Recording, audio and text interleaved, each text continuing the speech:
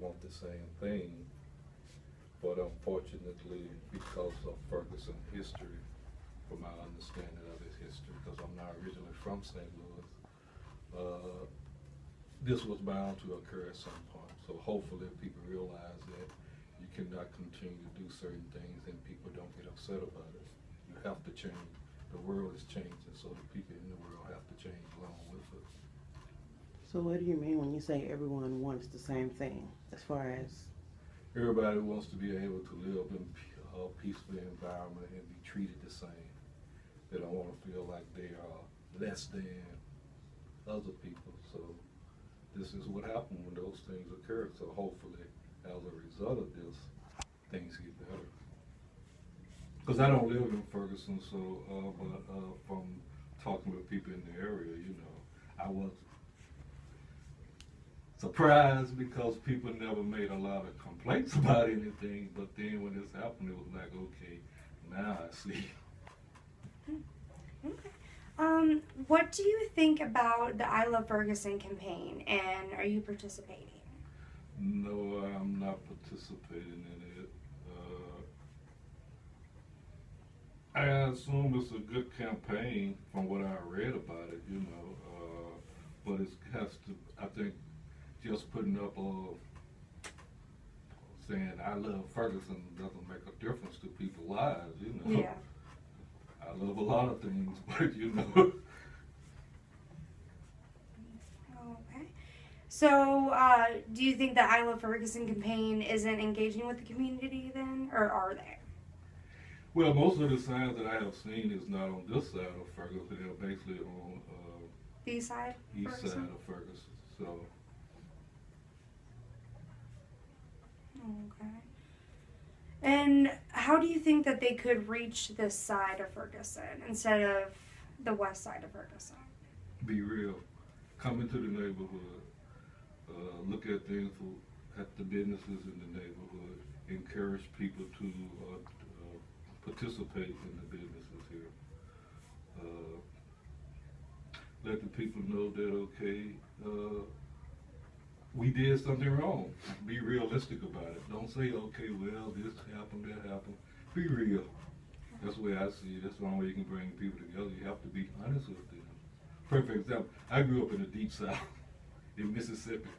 Okay, and I know what race is and everything about. I know it when it's avert and when it's overt. And I tell people, yes, this is what happens. And so you have to be able to say, okay, this is who we are, and people respect you more if you're open and honest about things. Okay. And then I think this is our last question.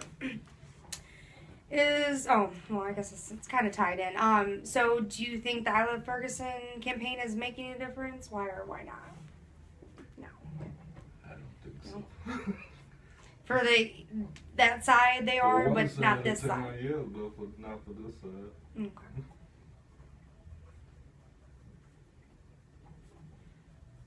Okay. So what do you understand about the campaign? Yeah. What is your understanding about I Love Ferguson? What I understand about it, people want to say that, okay, Ferguson, we love Ferguson, it's a great neighborhood for people to live, for to raise your children, businesses and everything, but the people who actually live here, you can't look at one side and the other side, you gotta look at it as a combination, and that's what I think it is all about. So in this part of town, you guys haven't seen any type of support, should I say, from them? Like, have any other businesses received any Donations or anything from them at I all? haven't received any donations or anything from them. Nothing at all. They came by. Well, I did just fulfill our paperwork for a small business loan through the Recovery Ferguson. Okay, but as far as I had a guy come by the other day. He was talking about something that's going to happen on November the 15th to bring people together, businesses and counselors and all of that. But as far as anything else, I haven't personally seen it. They did open up here St. Louis, right, third office. And they have been registering people. I've seen a lot of people come in and out of there. Who's been registering people? The Hill St. Louis. Hill St. Oh, okay, I've Okay. seen that. Right. Okay, Here the office is right. right behind you. Oh, okay. Okay, so from I guess what you're telling us that there's a lot of different, I guess, communities in Ferguson. They want to only change, a certain community. They don't care about the rest of the community. I guess. They just. Well, I couldn't definitely say that. It's just that when this campaign that they have going on, now I drive up and down of West Florissant, and I have gone over, even because I had a client over in an apartment complex and everything, Mhm. and I didn't see very many signs and stuff. Yeah. But when I have clients on the other side, when I go There's there, signs signs everywhere. Everywhere. That's what I Mhm. was noticing. So, do you feel like it's more of a lack of engagement on their part, or do you feel like the lack of involvement on this side? It could be a bit of both. A bit of both. Right, because you have to understand, if no one is reaching out to a group, they are not going to be that what I'm looking for. They're not going to be as inviting as you would expect, And you also have to look at the fact that the people are still having a lot of issues that are dealing with what has occurred. And by there not being any type of resolution, they still feel that things are not going to turn out the way which they would like them, And so there are probably a lot of hostility that is still occurring. Right. So, with all the events actually happening on this part of town, you would think you would see more engagement and more Mhm. support and more activity Right. over here But versus. like I said, I haven't seen a lot of it. Only activity I've seen is right next door. Right. I see a lot of the young people going in and out of there. As a matter of fact, some of them are even working over there. So, but other than that, I haven't seen a lot of activity. So, what are the businesses doing? Are the businesses actually coming together, maybe on their own over here, trying to help support each other? Since you don't feel like you have that much support from I Love Ferguson. Well, we always seem to have worked together. I never had any problem with any of the businesses around here. We will, I never had any. But have problem. any of the ones that are maybe in a better position than others, have they maybe donated or tried to help the other ones that, were actually shut down and couldn't operate? I don't know for sure. Okay, so it doesn't seem like there's any support on this side at all for you business owners here. Oh, wow. Okay, I think that's all the questions I have, actually. Yeah, I think we think did so. good. Thank you so much, Marvin, for your Thank you. time. Okay. We appreciate it. This And tell helps me us out a again lot. what it is that you do here. I'm a mental health counselor. Mental health counselor? That's awesome. That's what I want to go into when I graduate. So I'll keep you in mind, Marvin. You're fine with it. Yeah, we have, matter of fact, we have 1, 2, 3, 4. I have, each one has their own independent organization. So we have, I have 4 that, 2 that are full-time,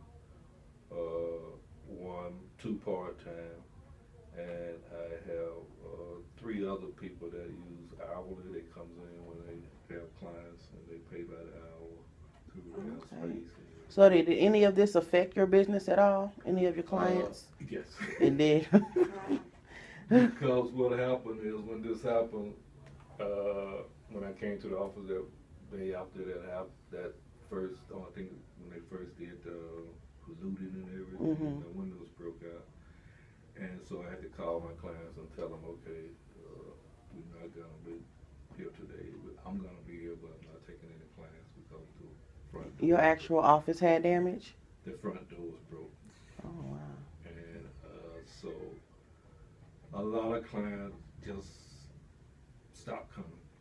Really? Okay. we're still having problems where people will call for an apartment, and when you tell them the location, Mm. they go, "Oh, that's over there," and you try to convince them it's okay. Everything is okay. I've been here ever since it happened, and I'm doing fine. Nobody's bothered anybody.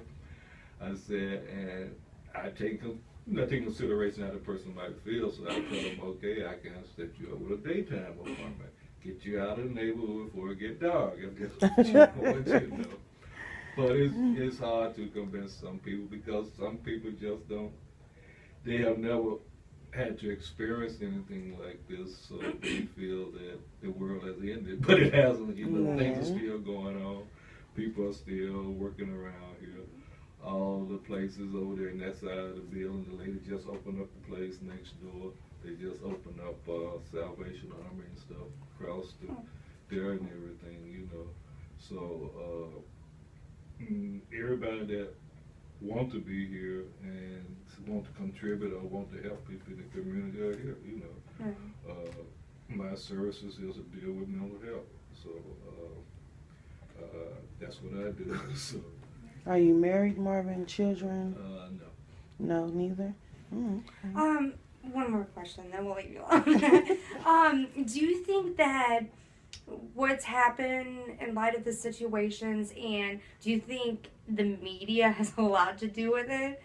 The negative aspects of people don't want to come on this? Well, because they keep saying that people are protesting in this area, but in actuality they are not protesting in this area now. They are protesting over there by the city hall or the jail or something. Yeah.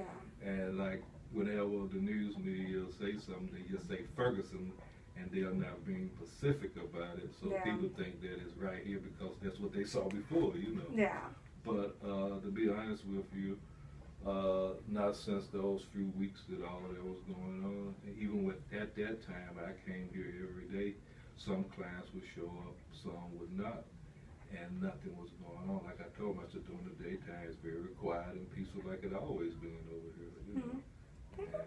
And, so everybody that with my office still here. I had one guy that left, and he left. And I'm gonna be frank about it. He didn't want to deal with the fact that he was white and people was black. So I'll be honest with you about it. And so he left, and I said, okay. So how do you feel here now? Do you feel safe now? Do you feel okay here as a business owner? Yeah. Same as before? Mm-hmm. Okay. Because like I said, before that happened, I'd never had any problems. Right. And I used to work, and I still do it sometime in the evening. I'm here till about 8 or 9 o'clock in the evening, and I don't have any problems. So you still see it as a nice place to operate a business? Yeah. It's still a nice place. What I like about it is on the bus line for people. No, really. Oh, that's It's nice. in an area, it's more of a central type area because my clients come from Florence and they come from the city, and they come from Ferguson itself. So I like the area as far as my business. I'm the only one around here too, so it makes a difference. Well, be honest about it, it makes a difference. And so, yeah. So did some of the other business hightail it out of here? Is that what you're saying? No business left. Oh, okay. So no one actually left or shut down for good. Okay. No. Because I think most of the people who have businesses here understand things for what they are. Things happen. Mm-hmm. You're not going to live in any metropolitan area where things don't happen. Mm-hmm. And if you're going to live your life in fear, you might well go in your house, lock your door, and stay in there. You're not going to live in this world without having, there are going to be some issues, Mm-hmm. And so it never bothers me. And plus, I lived in Chicago, so hey. All right. So you had your share. And it's not a problem with me, Yeah, there'll be crime, but the thing about it is, I put it into perspective. The same way I do everything. I always gotta put things in perspective so that I know, okay, this is what I have to do. And I keep my mind that way because otherwise, I'm gonna be the one giving up. And I just don't see myself giving up. Okay. Nice perspective.